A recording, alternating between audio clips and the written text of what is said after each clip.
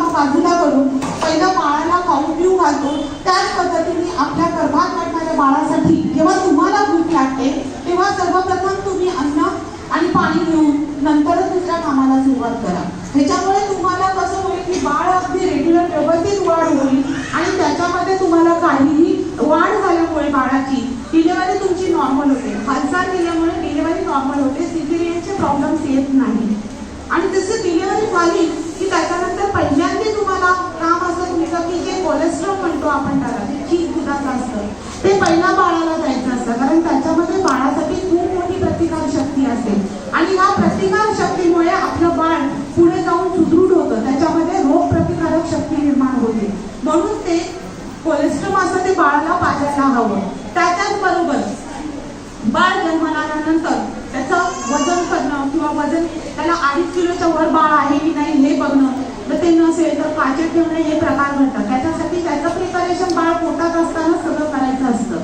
तरच तुम्हाला पुढे जाऊन ज्या होणारे धोके कळत राहतात. जर गर्भवती माता असते त्यांचं जर व्यवस्थित घरच्यांनी आणि मातेने व्यवस्थित काळजीपूर्वक लक्ष घेतलं, वेळच्या वेळी चेकअप केलं, वॅक्सिनेशन केलं, त्याच्यामध्ये हिमोग्लोबिनचं प्रमाण किती, कॅल्शियमचं प्रमाण किती हे बघून जर सगळ्या गोष्टी रेग्युलर आणि वेळच्या वेळी सोनोग्राफी करून बाळाचं वाढ कशी आहे हे जर चेक केलं तर मला नाही वाटत का डिलिव्हरीच्या वेळेला काही प्रॉब्लेम तुम्हाला येणार. बाळ झाल्यानंतर मात्र त्याच्यावर मेन लक्ष राहतं तुमचं की बाळाला व्यवस्थित अन्न पाणी वगैरे देणं, त्याच्याबरोबर तुमचं दूध देणं. कमीत कमी 1 वर्ष तरी बाळाला अंगावर दूध घेतलं तर बाळाला बहुतेक होणारे आजार आईच्या दुधामुळे जे ॲलर्जी म्हणजे जसे अंगाला खाज येणं वगैरे हे बरेचसे आजार बाळाला होत नाही. म्हणून बाळाला अंगावरचं दूध देणं खूप महत्त्वाचं असतं. कारण बॉटलमध्ये जेव्हा आई दूध देते त्यावेळेला अक्षरशः बाळांना विट्यातच असे इन्फेक्शन्स आजार होऊ शकतात. जसं पातळ संडास होणं किंवा उलट्या येणं हे घटना घडतात. म्हणून जास्तीत जास्त तुम्ही अंगावरचं दूध द्या. अंगावरच्या दुधाने बाळाची रोगप्रतिकारक शक्ती वाढते आणि बाळ हे सुदृढ व्हायला वेळ लागत नाही. म्हणून मातांना तुम्हाला मी इतकं सांगेन की तुम्ही जे काही आज तुम्ही त्या बाळाला जन्म देताय त्याच्यासाठी तुम्हाला तुमच्या स्वतःकडे लक्ष द्यायचं आहे. वेळच्या वेळी रेग्युलर डॉक्टरकडे जा, रेग्युलर तुमचं वजन तपासा, बाळाची वाढ कशी आहे हे चेक करा.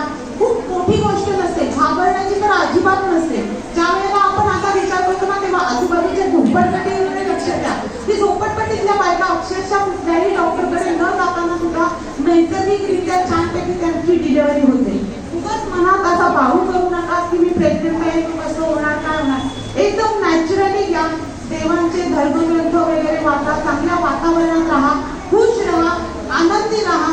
कारण आनंद आणि खुशी राहिल्यामुळे बरेचसे आजार होत नाही आणि येणारं बाळ सुद्धा खूप तल्लख बुद्धीचं बनतं. त्याला वेळच्या वेळी जर आहार आणि खुराक मिळाला तर बाळ खरंच खूप तल्लख आणि हे आईच्या आणि वडिलांच्या हातामध्ये असतं की बाळाला कशा पद्धतीने तुम्ही ट्रीटमेंट देताय किंवा कशा पद्धतीने त्याचं संगोपन करताय.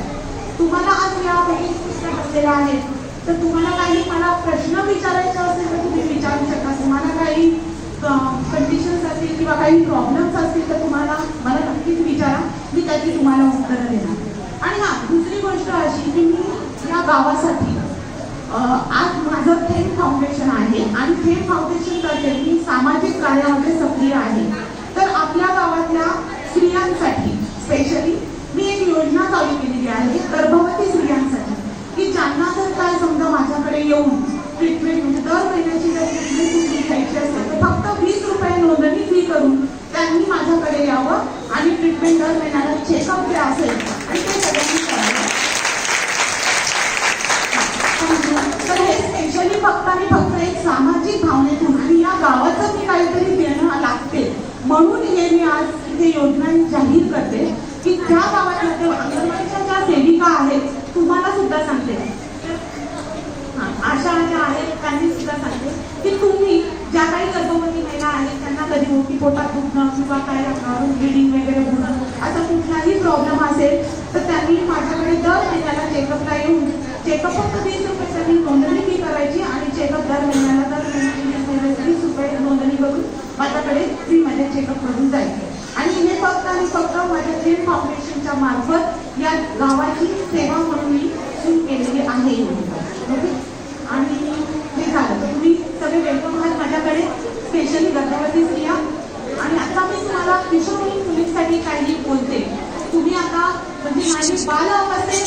तारुण्य अवस्थेत, तर तुम्ही मधल्या अवस्थेत आहात मुलीनं, तर तुम्हाला कधी कधी कळतच नाही की मला काय होतंय. तुमच्यामध्ये जे होणारे शारीरिक बदल बघून तुम्हाला भीती सुद्धा वाटते. बऱ्याचशा मुली कुणाशी कॉन्टॅक्टच करत नाही की मला काय होतंय, सांगायला तयार नसतात की मला काय झालं.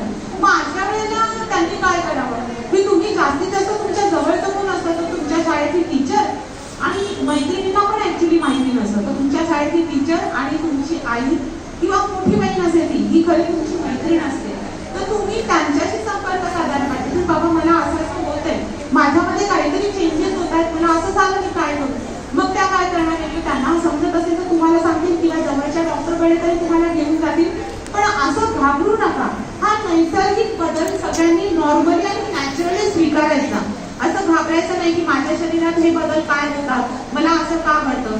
तुम्ही हे सगळं नॉर्मल, जसं एखादं बाळ असतं ते छोटंसं असताना ते चालत नाही, पण जरा 1 वर्षानंतर ते चालायला लागतं. मग तो नॅचरल बदल आपण कधी आपल्याला भीती नाही वाटत, अरे हे आता छोटंसं झोपलं होतं हे चालायला कसं लागलं, आपण अजिबात असं वाटत नाही. मग तसाच हा आपल्यामध्ये बदल असतो. जसं मुलांच्या बाबतीत आवाज बदलणं वगैरे हे सगळं निसर्गाने दिलेलं आहे आणि ते प्रत्येक माणसाच्या जीवनात घडत असतं. म्हणून त्याच्यासाठी असं भीती किंवा घाबरणं असं अजिबात नाही. आता मी आतमध्ये जाईल तेव्हा तुम्हाला कुणालाही कुठल्याही स्त्रीला काही प्रॉब्लेम असेल, काही विचारायचं असेल तर तुम्ही नक्कीच मला विचारू शकता. मी तुमची आई आहे आणि आईला कसं आपण विचारतो तसं तुम्ही मला विचारू शकता. मी तुम्हाला सगळ्या प्रश्नांची उत्तरं देईन. तुम्हाला काही मनात भीती असेल कशाबद्दल ते सुद्धा मी तुम्हाला सगळी उत्तरं देणार. पण त्याच्या आधी मी तुम्हाला काय सांगेल तर तुम्ही मुली आहात, तुम्ही मुली आहात म्हणून मी मुलगी आहे म्हणून मी काही करू शकत नाही, हा तुमच्या डोक्यातला जो विचार आहे ना तो पहिला काढून टाका. तुम्ही मुलगी आहात, तुम्ही स्त्री शक्ती आहात, तुम्ही सर्व करू शकता. हे ऍटिट्यूडने चाला. बघा तुम्ही हे जग आहे ना, तुम्हाला सगळे सॅल्यूट करणार. कुणीतरी डॉक्टर, इंजिनियर, वकील झाल्यानंतर तुम्हाला कोणी तुम्हाला मान सन्मान द्यायची गरज लागणार नाही किंवा मागण्याची पण गरज लागणार आहे, आपोआप ते मिळणार आहे. म्हणून तुम्ही शिक्षणाकडे फोकस करा आणि त्याच्याबरोबर तुमचा शारीरिक विकास चांगला व्हावा म्हणून मैदानी खेळ खेळा. कराटे सारखे क्लासेस आपल्या गावामध्ये होतात, कराटे क्लासेस. याच्याने काय होणार की तुम्ही स्वतःचं संरक्षण स्वतः करणार. तुम्हाला गरज लागणार नाही की तुमचा भाऊ रोज तुमच्या बरोबर शाळेत आला पाहिजे आणि तुमचं संरक्षण केलं पाहिजे. एक हात म्हणजे म्हणतात ना का ते आपल्याला 2 हात